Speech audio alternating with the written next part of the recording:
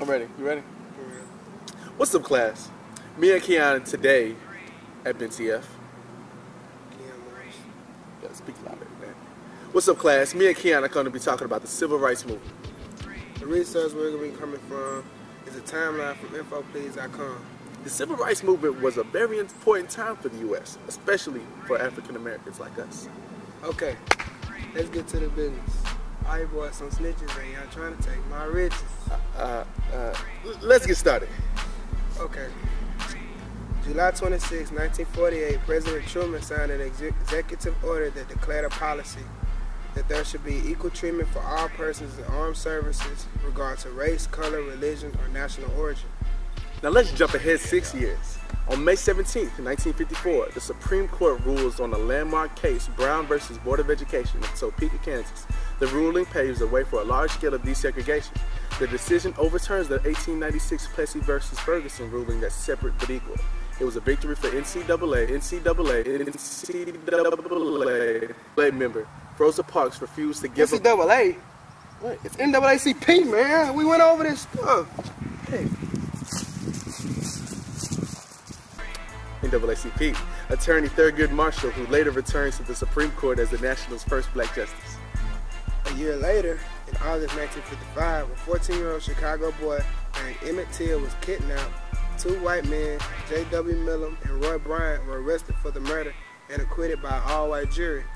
That same year, on December 1st, in Montgomery, Alabama, NAACP member Rosa Parks refused to give up her seat at the front of a colored section of a bus to a white passenger. She was arrested and resulted in a bus boycott that lasted over a year, and that was led by Reverend Martin Luther King Jr. January through February of 1957, Martin Luther King, Charles K. Steele, and Fred Ellsworth established the Southern Christian Leadership Conference, which King was made the first president. That same year, in September, schools were realizing integration was easier said than done. In 1960, many protests that did not result in violence triggered at the start of integration. Colleges were founded to provide young blacks with a place in the civil rights movement.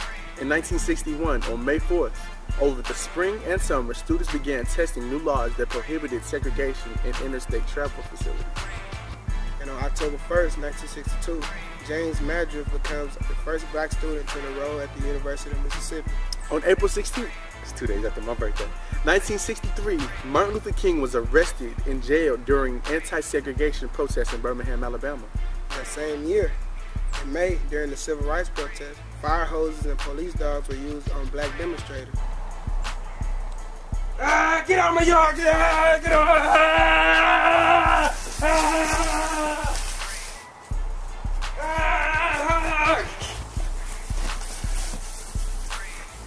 June 12th, also that same year, in Mississippi, NAACP Field Secretary, 37-year-old Medgar Evans, is murdered outside his home. And the murderer, Brian D. Love Beckwith, was not convicted for the murder until 30 years later. August 28, 1963, the famous "I Have a Dream" speech was given by Martin Luther King Jr. And can you believe 200,000 people joined there for the March on Washington? September 15th, also that same year, 4 young girls, Denise McNair, Cynthia Wesley, Carol Robertson, and Addie Mae Collins, attending Sunday school, were killed when a bomb exploded at 16th Street Baptist Church. And on July 2nd, 1964, President Johnson signed the Civil Rights Act. This was the most sweeping civil rights legislation since the Reconstruction. This act prohibited discrimination of all kinds. This act also provided the federal government with the power to desegregate. That same year, on August 14th, that's a day after my mama's birthday, the bodies of 3 civil rights workers, 2 white, 1 black, were found in a dam 6 weeks into an investigation. They were arrested by police for speeding charges, incarcerated for several hours, and then released after dark until the KKK who murdered them.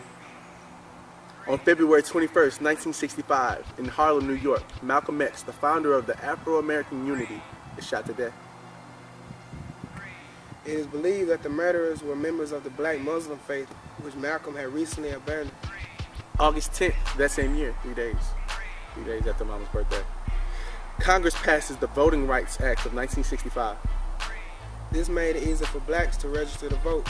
On October 1966, Huey Newton and Bobby Seale founded the Black Panthers organization. April 19, 1967, Stockley Carmichael coins the phrase Black Power. April 4th, 10 days after my birthday, no, before, 1968, Martin Luther King Jr. at age 39 gets shot as he stands on the balcony of his motel room in Memphis, Tennessee.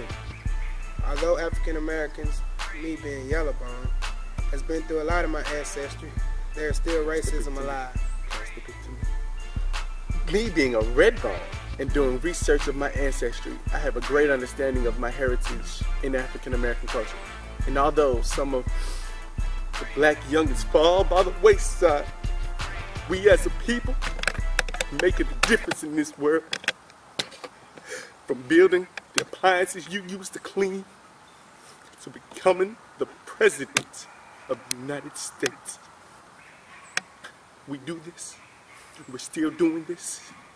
Don't let anybody tell you what you can't do, because you can do it. I know you can. Yes, we can. Thank you.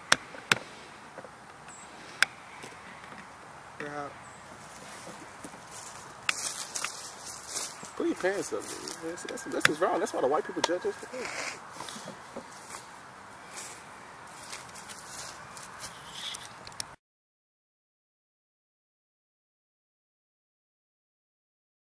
A year later, in August